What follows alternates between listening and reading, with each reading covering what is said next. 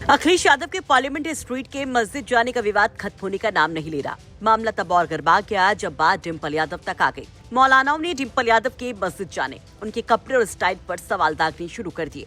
लेकिन एक मौलाना ने तो मानो तमाम हदें पार कर दी। एक न्यूज चैनल के लाइव डिबेट पर मौलाना साजिद रशीदी ने ऐसा कुछ बोला कि सपा नेताओं से लेकर सपा समर्थकों का मानो खून खौल गया। सपा के विरोधी भी मानो गुस्से से तमतमा गए। बीजेपी के नेता भी महिला अस्मिता के नाम पर डिम्पल पर किए गए कमेंट के खिलाफ खड़े हो गए तो करणी सेना भी बोल पड़ी कि अगर सपा मौलाना को सबक नहीं सिखा पाती तो हम सिखाएंगे। सोशल मीडिया पर मौलाना साजिद रशीदी के विवादित बयान पर बहस तेज हो गई।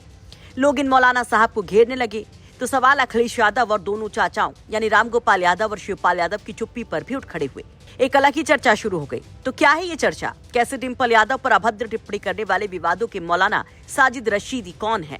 कैसे अक्सर विवादों के कारण ये मौलाना चर्चा में रहते हैं, सब आपको बताएंगे। दरअसल इन दिनों अखिलेश यादव की अपने सांसदों के साथ की तस्वीर भयंकर चर्चा में है, जिसमें वो रामपुर सांसद मोहिबुल्लाह नदवी, संभल सांसद जियाउर रहमान बर्क, आजमगढ़ सांसद धर्मेंद्र यादव और कैराना सांसद इकरा हसन और डिम्पल यादव के साथ नजर आते हैं। जिस पर बवाल मच जाता है कि अखिलेश यादव ने मस्जिद में कैसे पार्टी की बैठक कर डाली। मुस्लिम धर्मगुरु भी नाराज होते हैं। बीजेपी मोर्चा खोल देती है।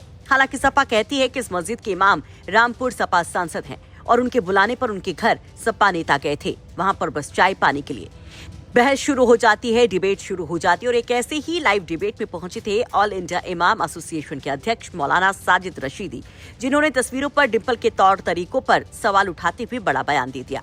वो कहते हैं कि मस्जिद में जाने के तौर तरीके, पहनावे का ध्यान रखना जरूरी है। बोलते हैं तो एक तरफ वो ये बोले कि सांसद इकरा हसन बादम मस्जिद में बैठी दिखती हैं, तो डिम्पल यादव नंगी बैठी होती हैं, जिस पर पहले शो के दौरान बवाल शुरू हो जाता है और बाद में सोशल मीडिया पर सपा के नेता भी मोर्चा खोल देते हैं।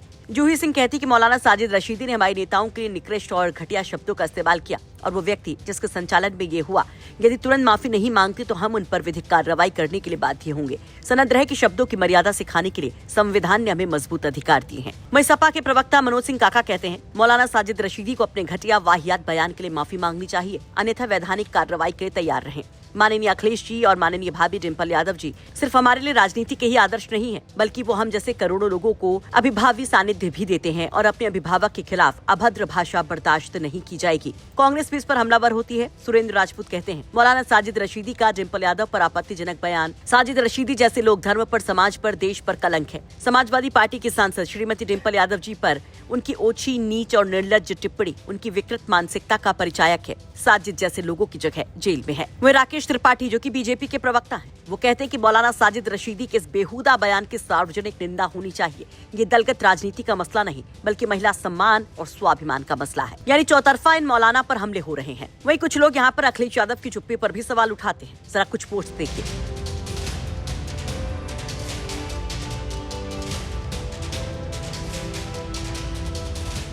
कई लोग इस चुप्पी की वजह वोट बैंक को बताते हैं और जमकर अखिलेश यादव और सपा को खरी खोटी भी सुनाते हैं। ये तो रही बहस की बात, लेकिन इस बहस के केंद्र में जो मौलाना है, अब जरा उनके बारे में जान लीजिए कि कैसे और कब कब वो विवादों में रहे हैं। 2023 में मौलाना सबसे ज्यादा चर्चा में तब आए थे जब इन्होंने सोमनाथ मंदिर को लेकर विवादित बयान दिया था।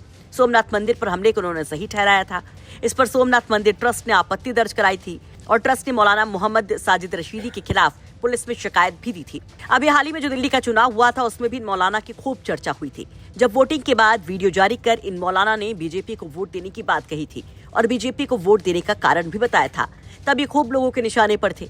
हाल की घटनाओं का जिक्र करें तो इस साल मार्च के महीने में छत्रपति शिवाजी महाराज को लेकर इन मौलाना ने विवादित बयान दिया था, जिस पर खूब चर्चा हुई थी। उन्होंने कहा था कि शिवाजी महाराज की मराठाओं के लिए कोई बड़ी उपलब्धि नहीं थी और वे एक सामान्य राजा थे। साथ ही उन्होंने इतिहास को नकारने का आरोप लगाते हुए कहा था कि लोग औरंगजेब को गाली देते हैं, लेकिन इतिहास की सच्चाई से मुंह नहीं मोड़ा जा सकता, जिस पर भयंकर घेरे गए थे ये मौलाना।